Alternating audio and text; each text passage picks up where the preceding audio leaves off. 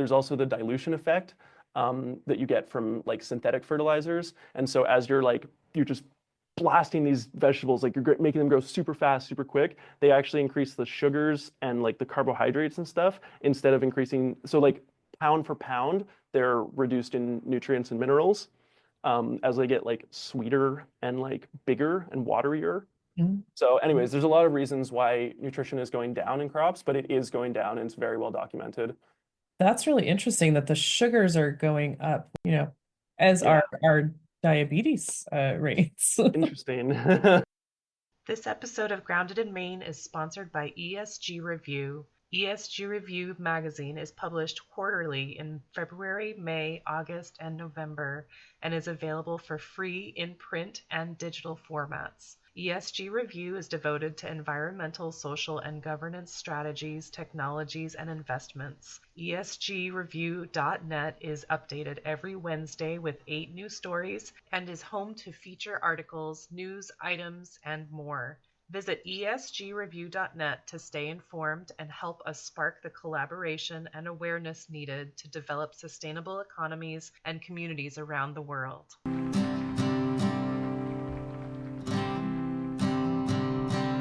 There's a place where there's no trouble, no more pain, no more struggle. Grounded in Maine podcast is an open conversation about how we show up for the world. I started this podcast out of a desire to learn new ways to be sustainable because the word sustainability is big. It can be overwhelming, and I just wanted to learn, different ways to try to be part of the solution and not feel like it's too late. So I'm talking to people who are doing different things and learning so much. I hope you are too. Hi there. Thank you so much for listening to Grounded in Maine today. My name is Amy Fagan, and my guest today is Seb Jagoe. And there's Clarence. Move, buddy. And stop. Seb, I just found not too long ago on Instagram, and I've been following because he is so educational, and he's also very entertaining, which is easy to learn from, and just really smart and so passionate about soil. And so, Seb, thank you so much for being here. I'm so looking forward to learning from you. Awesome. Thanks, Amy. Thanks for having me. I'm Yeah, excited to chat with you. yeah, you bet. Same. And so you want to, okay, so Solarity Acres is your business? Is it a business? Yeah, Okay, sure. Yeah, it's branding, you got to gotcha. do it nowadays. Yeah. And so soil. We were just talking about this before hitting record, but I'm always so curious, like what prompted this?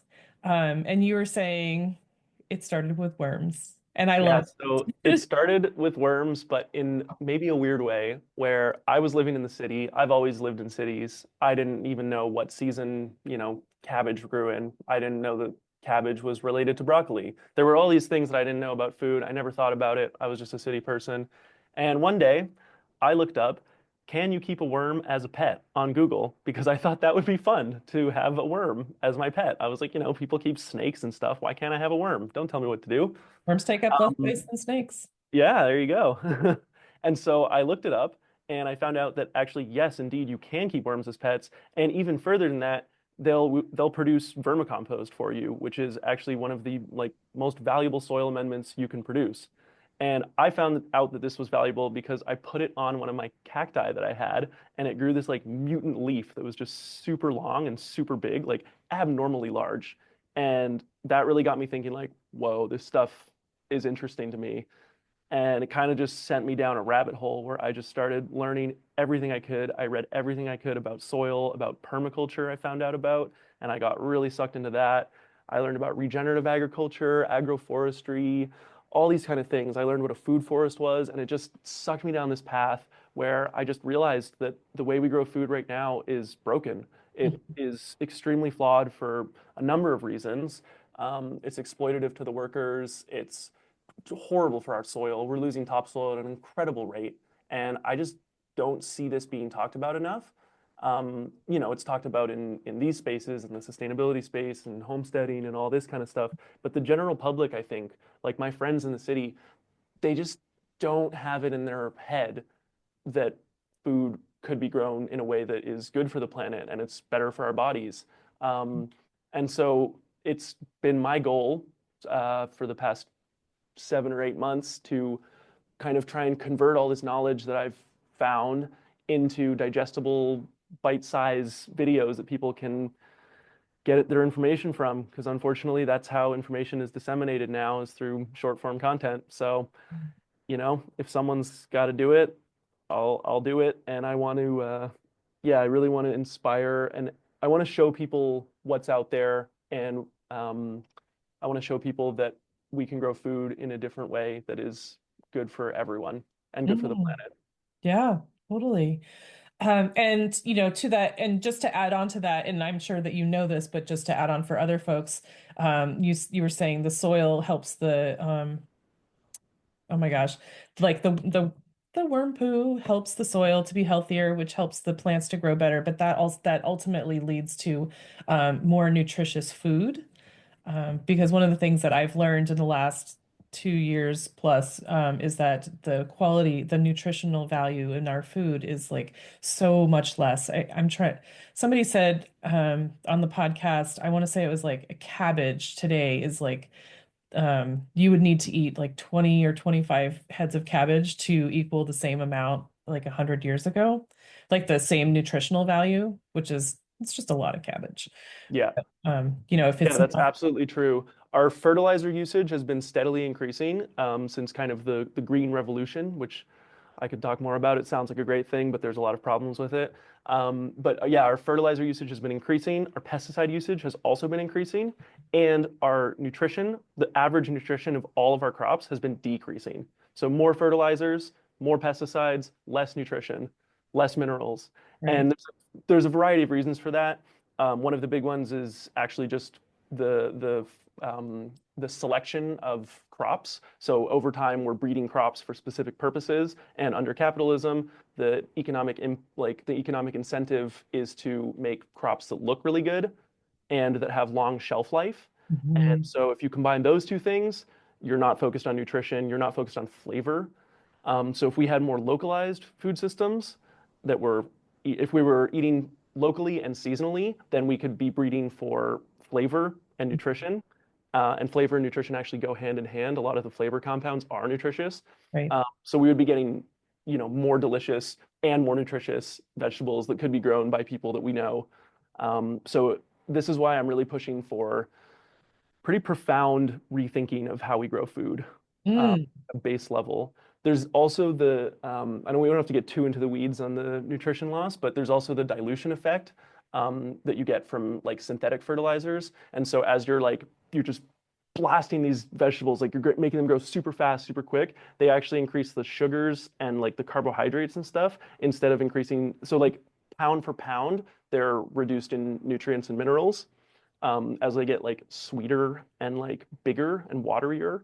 mm. So anyways, there's a lot of reasons why nutrition is going down in crops, but it is going down and it's very well documented.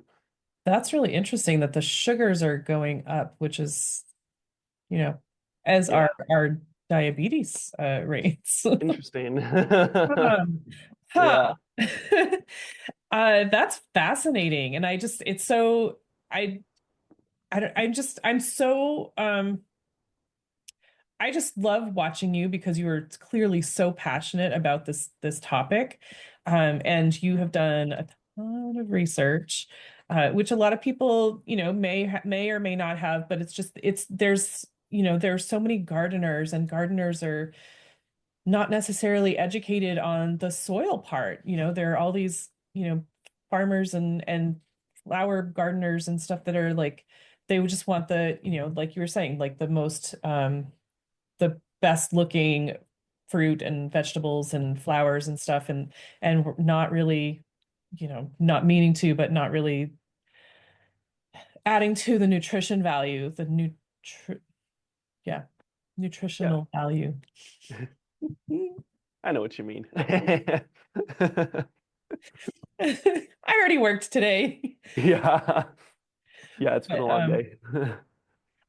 but so I think that, and one of the things I was telling you about merge impact. And so merge impact, I really anyone who is interested in growing food and farming and stuff like that, definitely check out that episode with merge impact, because they literally want to work with farmers. They will not charge a penny to work with farmers to help to improve the soil so that you're growing healthier vegetables, That's produce. amazing. Yes. And they're super nice too. Yeah, that's something I find so interesting about the whole regenerative movement is that like people, we often think like the reason that it's not done on big scale is because of money, because it's more expensive. But there's actually a lot of cases where it actually can be, it can actually, so I read this book by Gabe Brown, Dirt to Soil, highly recommend.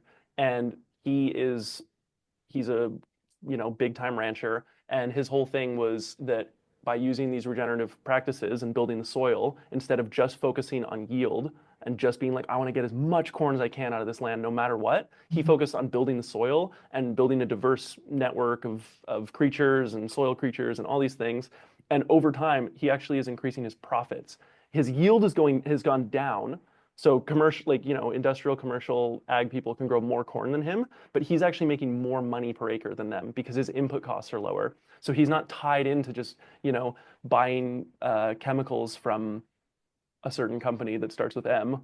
Uh, I he have no gets idea what you're talking about, I'm sure. yeah. And it just, yeah, so I find that really interesting. Like the way that this can actually get integrated into the existing system, it doesn't need to be this whole separate thing. Like there are actually economic cases where this can make sense Mhm. and can increase the, resiliency of individual farmers. So I think that's super cool. Right.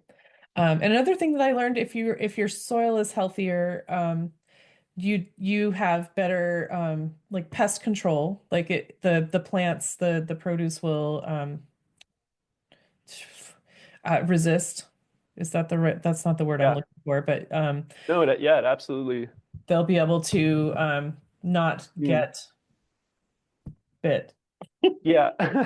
There's actually a variety of reasons that that happens. But basically, if you have healthy soil, you have a diverse, very diverse ecosystem in your soil with like actually literally trillions of creatures.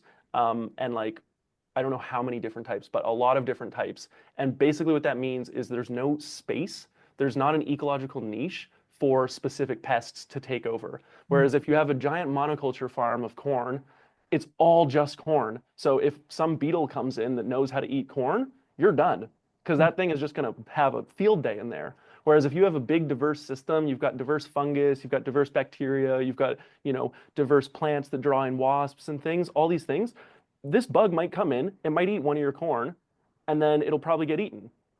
And it'll probably exist and it'll probably eat some of your corn, and you may lose 5, 10%. But overall, it will never be able to take over everything because there's just not that ecological niche for it. Mm. I mean, it's so smart. It makes so much sense, but I get also that people are creatures of habit and they don't, change is hard. Hmm. And especially, farmers have been doing it like this for generations and why would I change that now? But it's, we just need to, they just, there's just a message that needs to be shared. Yeah. Yeah, 100%. Whew. And so one of the other things that you wanted to talk about, Seb, was indigenous knowledge, and I think that probably goes really well with the soil talk. Yeah, so I mean, I found out about permaculture by reading the design manual by Bill Mollison. And ooh, I should know this, Holmgren or something. Anyways, the design manual, it's the classic permaculture manual. It's great. Fantastic book. It has so much knowledge in there about permaculture, which I believe is a truly really great framework for building systems in the garden and in society. Like you can apply these teachings to broader society because permaculture is just all about connecting different systems. So you've got a chicken, you've got a tree. The tree would benefit from having manure because it would help the soil and make the tree grow better. And the chicken would benefit from having shade and having leaf litter to pick through. So don't have those two systems separate. connect them. And when you connect them, then suddenly you're doing less work and everybody's happier. The chickens are happier, the tree's happier, you're getting more fruit from the tree, and you're doing less work. And so if you apply that framework to your garden, you're just going to do less work and you're going to get more results. And if you apply that framework to all of society, who knows what could happen? That's my dream. Right? But so as I was reading permaculture, all this permaculture literature, I noticed a pattern, which is that it's often, not always, but it's very often, as many fields are, dominated by white men. And, the reason for this is because of historical factors that have led to white men generally having more economic power in the world. And that's true in every industry, but it's particularly pernicious in permaculture industry because permaculture is basically at its core indigenous knowledge that's been repackaged by white men, in my opinion. A lot of what's taught in permaculture is, like food forests. Indigenous cultures have been making food forests for, since time immemorial. Like I saw an article that they've discovered 150-year-old food forests that are still functioning. There's a new book actually by oh my God, I'm blanking. This is bad. The woman who wrote Braiding Sweetgrass. Oh, okay. Sorry, let me just look this up. I don't know why. Robin Wallcomer. So she wrote this new book about the service berry. And so I read another article. I haven't actually read this book yet, but it looks really good. But indigenous cultures, they've noticed that like the service berries along indigenous trade routes were bigger and tastier than the ones that were just out in like areas that there were less tribes doing things. And so basically all of this leads to, white people came to the New World and they looked at what there was. They looked at, untouched nature, and they thought, okay, let's get rid of this and put straight rows. We got to do agriculture. What they didn't realize is indigenous people had already been doing agriculture. It just didn't look like the agriculture that they knew. It wasn't straight rows of degraded brown soil that was completely weed-free. It was actually complex multi-tiered agroforestry systems that involved huge land management of like fire. They were burning, they were having game come through. So it was like deep multi-layered perennial-based food systems that involved like so many different species. And probably some of these have been lost to time because colonization, we tried to destroy all that knowledge as hard as we could. But yeah, I mean, it makes me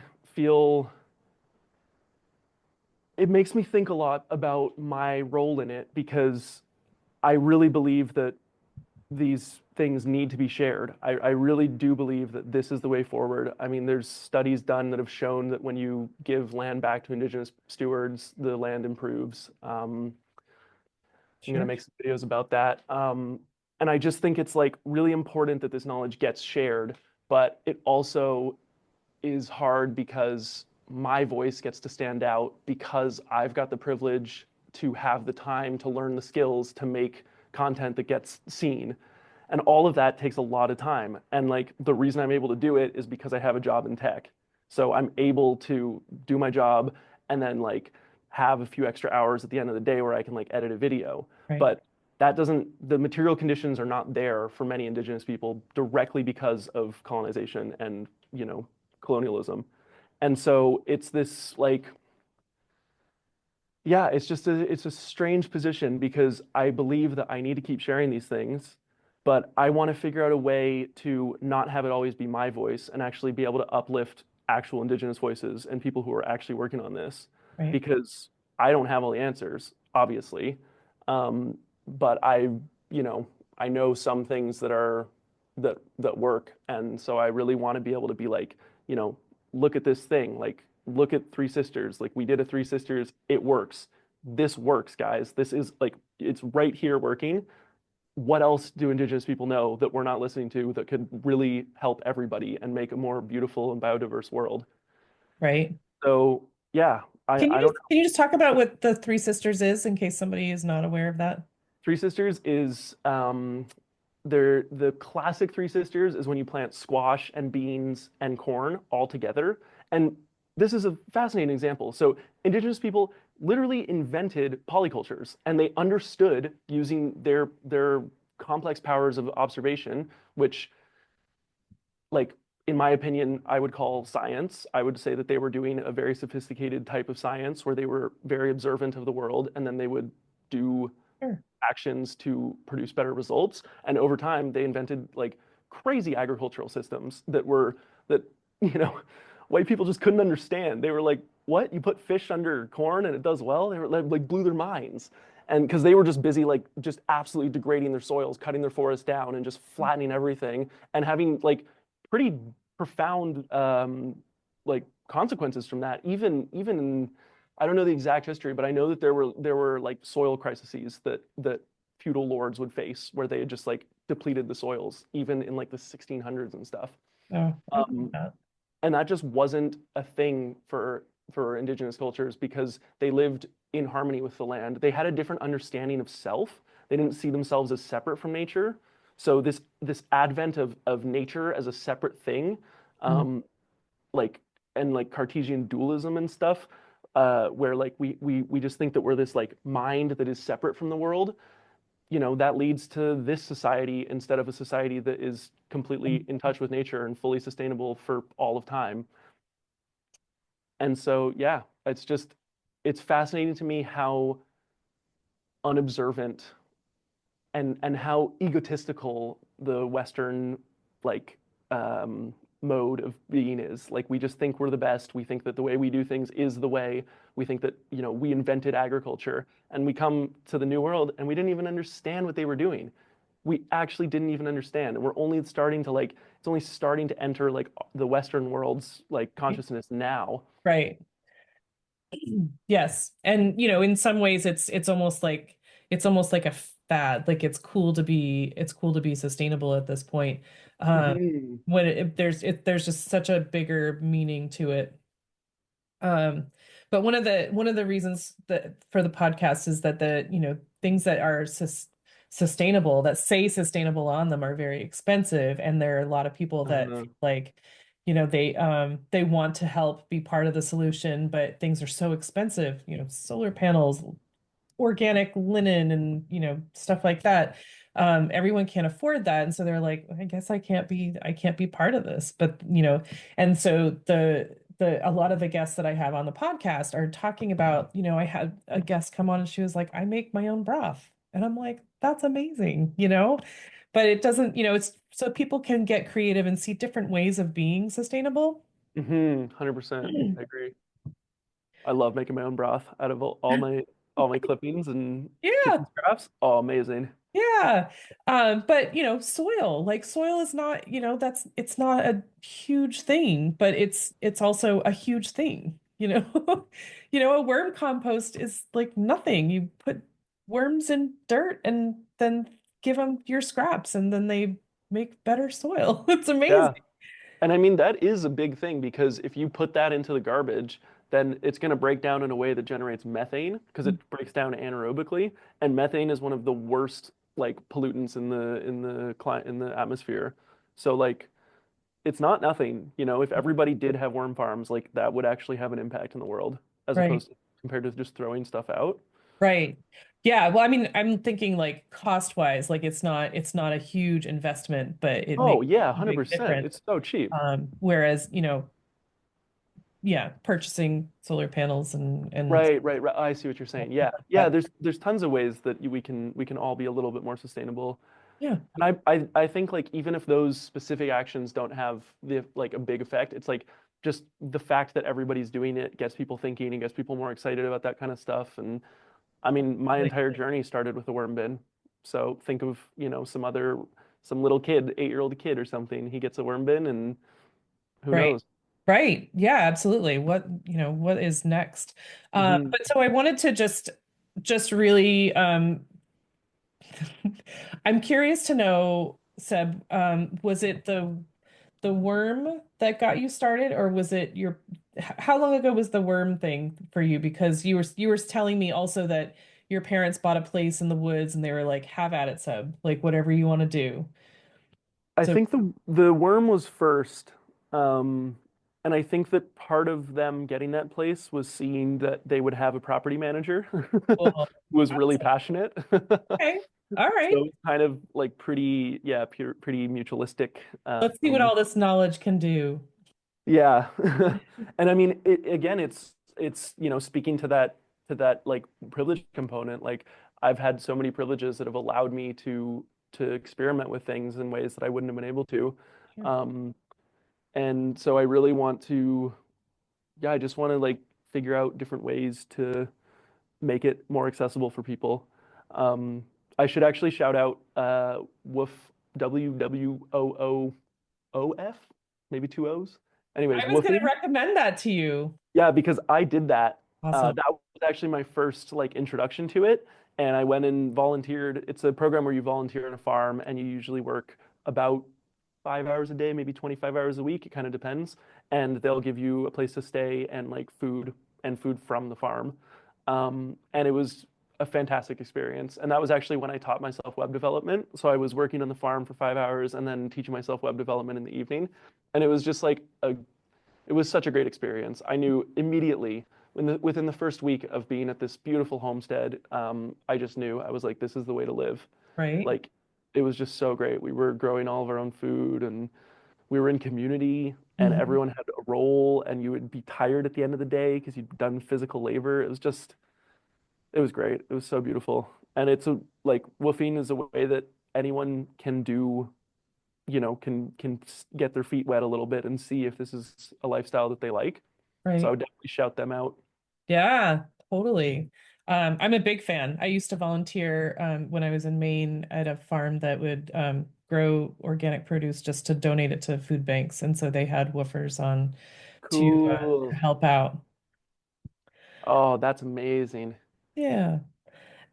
So I totally get that. And it's such a cool thing to be able to see how different people do the whole the process, like just to see people's different processes.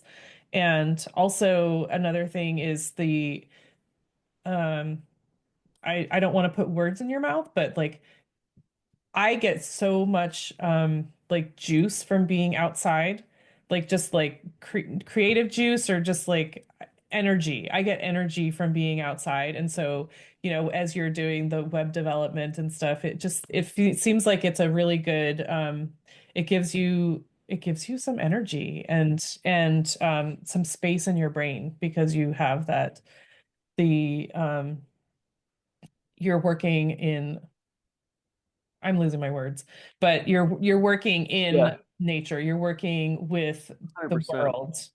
I Um, mean, I haven't fact checked these, but there's all those studies of like just looking at the color green relaxes us.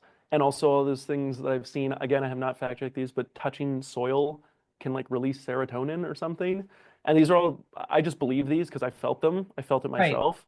Um, you know, whether or not Totally. it's actually true, you do your own research, but I Totally. felt it. I absolutely feel it. You just feel at peace and like hard work when it's like with your hands and you get to see the results of it is a really beautiful thing. It's more And satisfying than most things, I think. oh, truly. And I really wish that everyone could have that opportunity to feel that and decide if it was for them. Because right now, only something like 2% of people are farmers. It might even be less than that now. I'm sure it's Um, less all the time. Yeah, it's getting less every year because farms are consolidating into these giant corporations. Small farmers are getting pushed out. Big farms are just growing and growing, and Bill Gates is buying farmland like crazy. And it's just they want control of farmland because they know that farmland is valuable. And it's really silly because small farmers actually produce more food per acre. Um, Again, we should fact check, but I believe that is true. I've seen studies about that. Vandana Shiva talks a lot about this in this book, Who Really Feeds the World, all about small farmers. Would Ooh, highly recommend that. that sounds Um, awesome.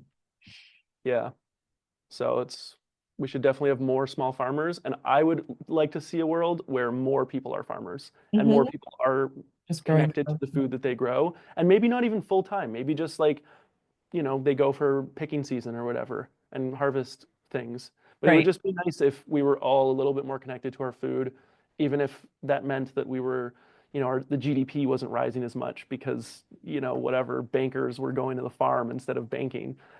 I don't know. Maybe that would be a better world. Just saying. Um, yes. I totally, yeah, I agree with you 100%. Like, I just feel like it's so important to know where your food comes from. And Hmm. and also, I was saying that I just love the farmers market, but like knowing who's growing your food if it's not yourself. I Yeah, just even that is amazing. Going to the farmer's market, like, yeah, not everybody has to grow their own food, but I would like to see the ability for people to have access to that if they want it. I would really like to see that more. Mhm. And if you don't want to, that's totally fine. But I do think you should go to your farmer's market and talk to farmers and just learn about their struggles, learn what it's like to grow food. And also, we should eat seasonally and locally as much as we can. Mhm. Like, I'm not opposed to people having an orange every once in a while, but like in the winter, eat applesauce. Eat applesauce that was made, that was harvested in the fall. Like your body wants that. Your body doesn't want an orange in the winter. So Mhm. I'm a strong advocate for eating seasonally. Right. There are other things with vitamin C. Broccoli. Yeah. Yeah. Or sea buckthorn is a great one. Sea buckthorn, you can make it into a juice, and it's a nitrogen fixer. So all these, yeah, that's another thing is we should eat more diverse foods and eat things that we might not think of, like sea buckthorn, which is actually extremely healthy, filled with vitamin C, antioxidants, and it fixes nitrogen. So it's building the soil around it, and you could include it into like a food forest system. So it works great in a guild. So you could plant an apple tree and then you'd plant a sea buckthorn near it, and those two things are going to grow mutualistically. Um, and the sea buckthorn is actually going to be providing nitrogen to the tree. So it's like a win-win. And Mhm. the berries are insanely healthy. They're super, super healthy. Oh, wow. So Okay. I'm a strong advocate of, yeah, okay, I'm a strong advocate of eating locally, eating super diverse, large variety of things, and eating seasonally. Mhm. That's three things, and supporting your local food producers wherever you can. Sure. Okay. Um, so all right. So you had said in your guest form, Seb, that I wrote it down because I was really curious about where your thought was with this, but you said soil isn't a thing, it's a process. Can Yeah. you talk on that just a little bit? So this is something I have said, and I'm going to keep saying, I think this is one of the most fundamental paradigm shifts that we need to have in the agricultural industry, is we need to understand soil. I actually I don't think this is a pedantic, just like semantical thing of just like, change the words, oh, whatever, this is a fun thing to think about. I actually think the way that we conceive of soil is wrong. It's not in line with the current soil science, and it's destructive. It's leading to extreme soil loss. We're losing so much topsoil. Every time it rains, we're losing like like literally tons of topsoil, which is extremely valuable. It's literally what feeds society. We need soil. And so when you think, okay, so basically, what does it mean to think of soil as process instead of as a thing? It's thinking of it as a verb, not as a noun. So why? Like you can pick up some soil and you can look at it. It's a thing, it's right there. But that's not actually soil. That that brown stuff that we call soil, living actual like alive soil is a huge collection of diverse creatures that are all eating each other and like consuming each other, consuming organic matter. They're dying, they're consuming each other's bodies. It's this crazy dance that they're doing. They're all eating each other and hanging out and doing different stuff. And all of that results in plant growth. Mm-hmm. And and so it's really important to think about soil in this way of it's actually soil is not a thing, it's a living ecosystem. Soil is a diverse ecosystem filled with lots of different creatures, and all of these creatures have vital roles. And you can't just go in there because so a lot of farmers, as an example, will, if I say nematodes, what's your initial reaction as a farmer or gardener? You're probably scared. You're like, I got to get rid of nematodes. They're scary. They eat roots, root eating nematodes. And yeah, some of them do, but also most of them don't. There's so many different types of nematodes that are in the soil. And They also like actually, aerate, right? Like worms, they'll aerate the soil. they're totally just part, yeah, they're part of this entire ecosystem. And if you, as with any ecosystem, if you go in the ocean and just be like, you know what, we don't want whales anymore, let's take whales out, suddenly you've disrupted the entire system, and the entire ocean would cease to function. Like we don't understand. It's too complex of a system, and so we actually can't. Even the best scientists can't fully map and understand the system. Um, and the more we learn about it, the more we learn that it's very complex and we don't understand it. And so the problem lies with when you start applying, synthetic fertilizers, or you start tilling, or you start doing these things that disrupt that system. And then so you do that, and then you do have problems with root-eating nematodes, and they proliferate, and Mhm. they do destroy your crops. And then you're like, oh God, we have to spray more pesticides. So then you spray pesticides and you kill them, but then you've just got this dead, barren soil that's perfect for, some horrible fungi to come in and proliferate. Right. So when you think of soil as a thing that you can just squirt fertilizers and pesticides onto, you actually are shooting yourself in the foot. And you're Right. locking yourself into these exploitative contracts with chemical companies who are very happy to do this and are very happy to hide any information and not talk about any information that, hurts their bottom line, which is Mhm. that you don't need fertilizers, you don't need pesticides. You just don't. We can grow food without those things, and it's proven. I've proven it myself, and lots of other people have proven it, where there are so many ways to grow amazing, beautiful vegetables, even like high capacity, like high intensity. You can still do that totally organically, and you can do it in a way that feeds the soil instead of feeding the plant. And so that distinction is also really important. Feed your soil, not your plant, Mhm. because when you feed the plants directly, again, you're just disrupting this whole system. And so, yeah, basically the whole thing to understand is that, oh man, I love talking about this too much. I just that like soil is a complex ecosystem, and we don't understand it. It's too complex to understand, and so don't disrupt it. Do anything that you can to not disrupt it. And so what that means is feeding those soil creatures, and they will feed your plants for you. So they're actually going to like so yeah, basically the whole system like actually works together with the plant roots. So the plants are part of the whole system. And so as soon as you modify any part of the system, you break the whole thing.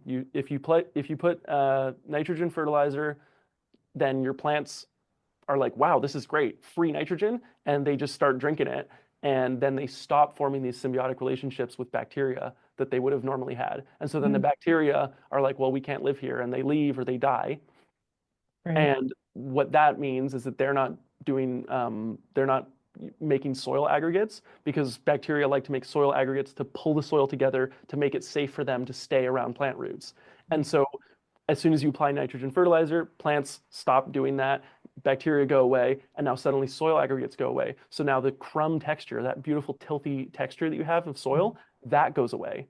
And then organic matter goes away because the bacteria and stuff just have nitrogen. So they go in this feeding frenzy and they eat up all the organic material, and it puts the whole system out of balance. And basically, the result is your soil becomes dead. And when you have dead soil, you need to apply fertilizers. Right. So it literally addicts your soil. It's like a drug. You apply this fertilizer, it's great, you have beautiful plant I growth, can't be and then the without it. next year it's a little bit less, and the next year it's a little bit less, and you need more. And we've seen this. You need more fertilizers to grow less plants. Like we've just seen this as a general trend. We're using more and more fertilizers every year. Oof, my goodness. Yeah. So I know we're getting short on time, but I'm curious. So I know we need to nurture the soil and we need to protect the soil, but like what is the best thing we can do to get that started? Because so much of the soil has been depleted. hmm What's the best thing that we can do? Yeah, so it all sounds horrible when you look at how much topsoil we're losing and you look at how destructive tilling is to the soil, which is a very common agricultural practice. If you don't know, tilling is just like they get a tractor and they kind of just turn the soil up, and it makes that nice texture that looks really good. It looks like, if you think of a farm in your head, that's what you're probably thinking of. It's terrible for the soil. It's so bad. All the science has proven that is just like really, really bad for soil, and it's common. And so you get depressed when you hear this. You're like, oh man, what's the answer? Well, luckily, you can reverse this very quickly. You can actually build new amazing soil like in one season. And all you have to do is follow basically like just some basic soil health principles of feeding the soil. So that's basically just putting as much organic material as you can into the soil. And so I would say the best things you can do, the best thing you can do as a gardener is compost. It's just classic. Everybody knows it. Make compost. It can be whatever kind of compost you want. The best one, the most standard one, sorry, is like probably just like thermophilic compost, where you just throw everything into a pile. If it's like a meter squared pile, it'll get really hot. It'll cook everything. It'll kill all the weed seeds. You keep it turning it and stuff. You can manage it really effectively, or you can just kind of leave it. It's all going to be pretty much, it'll decompose, and that is going to jumpstart the biology in your soil. And so you've got the biological component and you've got the like organic material nutrient component, and you need both. But conventional agriculture just focuses on like the nutrients. It's just like, how do we put more nitrogen in, when what they should be thinking about is how do we get more biological life cycling the nitrogen that's already there. Ooh, yeah. And so if I had to give recommendations, I would say compost, cover crops. Cover crops are huge. They are a fantastic tool. They're the cheapest way to build soil overall. If you're a small gardener, I would say compost, get a worm bin. If you're just doing in containers, a worm bin is going to be so much more than you need. You're going to grow amazing vegetables in container if you have a worm bin. But yeah, basically, you just want to get biological activity into your soil. And so on bigger scales, there's like aerated compost teas is a really effective way to do that. And so basically that's taking compost, you make really high quality compost that has the right bacterial and fungal balance that you want for your specific application. And you would make that compost and then you put it in water with some kind of like sugar, like molasses or something, and air. And the sugar and the air and the water, it all combines into just making bacteria super happy, and they just multiply like crazy. And then if you get that and you apply it immediately, you can cover a huge area. So you can it really increase the spread of your compost. And that's a fantastic way to fix a lot of soil problems. You can actually fix like soil compaction with that. But yeah, basically it's just getting biological life into your soil as quick as you can, and you can really see the results quite quickly, which is very inspiring. So we really could turn things around.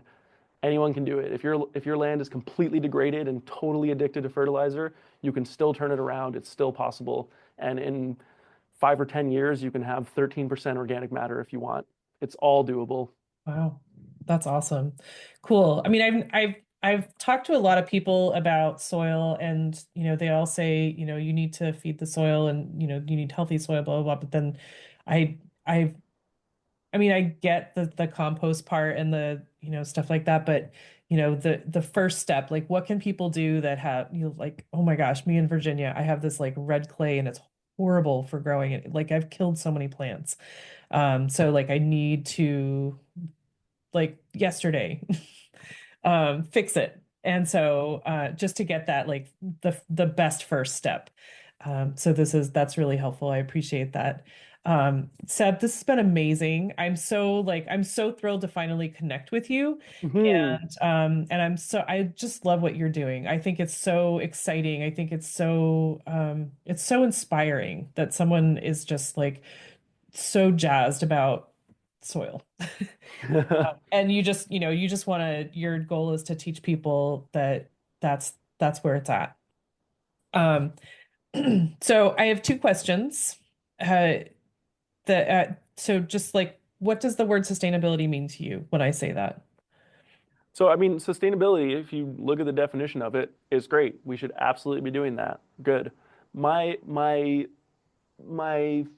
feeling towards it is that not only should we do sustainability, we should go beyond it and actually do regenerative, excuse me. And so that's systems where we're not just, because right now, let's look at agriculture. Right now, every single year the soil gets depleted. That's how conventional agriculture works. It's like extractive. It's mining the soil, it's taking what it can out of it, and then it's just depleting it. So that's terrible. We know that's terrible. Sustainable would be if we're extracting, you take a tomato out and then you're going to put that much organic material back into the soil. And so that would be good. That would keep it at the right level. But I want to go a step even further and make the soil better every year. So every year it's actually getting better. So the vegetables, you're needing less inputs to grow the same amount of vegetables, and the soil is getting healthier every single year. And this is all possible through regenerative agriculture and agroforestry and permaculture and all these things that I talk about all the time. Awesome. Yeah. Very cool. And my last question, how can people find you to learn more and to, watch your content and your mini documentaries? Yeah. Don't offend me by calling it content. No, I'm totally kidding. I do make content. Well, yeah, you can find me on Instagram. You can find me on TikTok. You can find me on YouTube. It's Celerity Acres at all of those things. And you can also find me on my website, celerity.farm. I have a very cool URL. And yeah, I hope that you get something out of it. And any one of you who's listening to this podcast, you're already on the right side of history. So good job. Awesome. Seb Jagoe, thank you so much for hanging out today. I so appreciate everything that you're doing. Awesome. Amy, thank you so much. This has been lovely. I just want to take a second to thank my guest again for speaking with me and sharing such great information. I love having these conversations with folks. I also want to thank Buzzsprout for hosting the podcast, for Jane Bolduck and her music genius, for Becca Coffron and her award-winning artwork. And thank you for listening. I appreciate that so much. Please check out the show notes for any links and extra information. And if you would like to follow my guest and find out more about them, I'm sure they would love the follow. And if you don't mind leaving a rating or review wherever you're listening, and just help to get this podcast in front of new eyes, that would be amazing. I would really love that. And feel free to reach out to me on the socials and let me know what you're thinking. And if you would like to be a guest on the podcast, please let me know that. I would love to have a conversation with you about sustainability. All right. Thank you again. I hope you have a great rest of the week.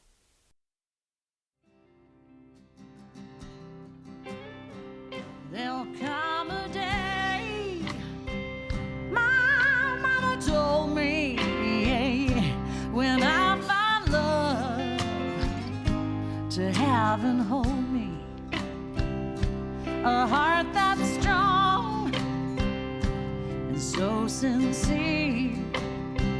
Just tell me, how do I get there from here? Oh, tell me, how do I get there from here? 'Cause here and now I'm so far down that mercy's bound to find me.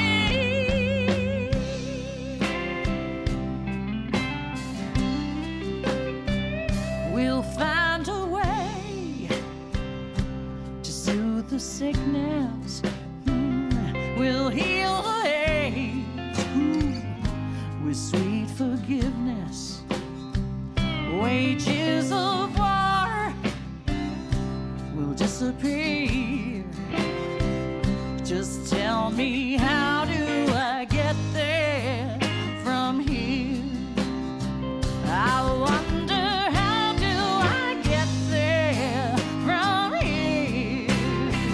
Yeah, 'cause here and now I'm so far down that mercy's bound to find me.